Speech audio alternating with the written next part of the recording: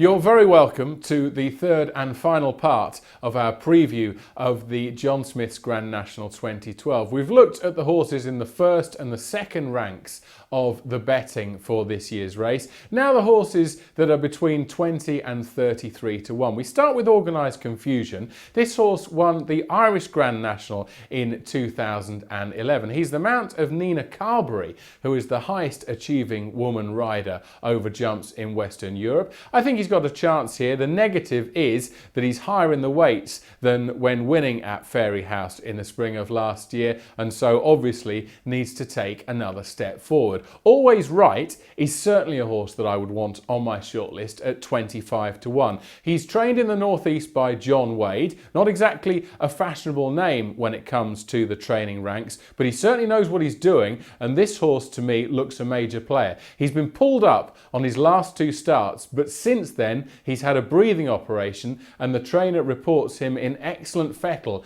as he bids to take him to Aintree this weekend. I think that Always Right is a definite player here.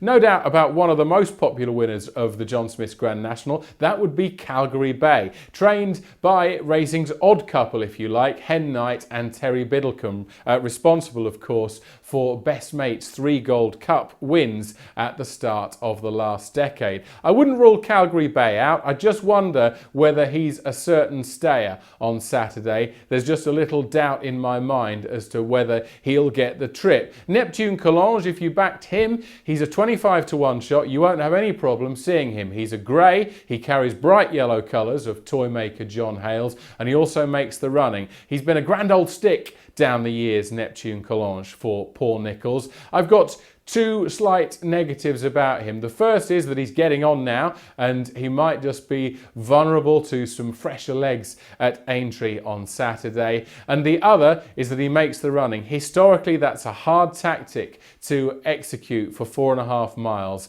at Aintree in the Grand National. The Midnight Club, he is on the 33 to 1 mark this year. He was the 15 to 2 favourite 12 months ago. He finished 6th to Ballabriggs, but he doesn't come to Aintree in the same form this year as he did last. So a line through the Midnight Club for me. According to Pete, he's another mudlark. There'll be support for him if there's more rain in the northwest in the run up to the race. I think he's an old sluggard, this horse, and I don't think that unless it's going to be hock deep here, I think that he'll find a few rivals doing it a bit quicker than him. Finally, Planet of Sound. He's 33 to 1, and I think this horse should be on your shortlist. He's a Grade 1 winner of the past. He's got placed form in 2 good handicaps this winter, the Hennessy Gold Cup at Newbury and the Racing Plus Chase at Kempton last time. I think he'll thrive over the distance, and the one type of horse you do need in the Aintree race is a safe jumper.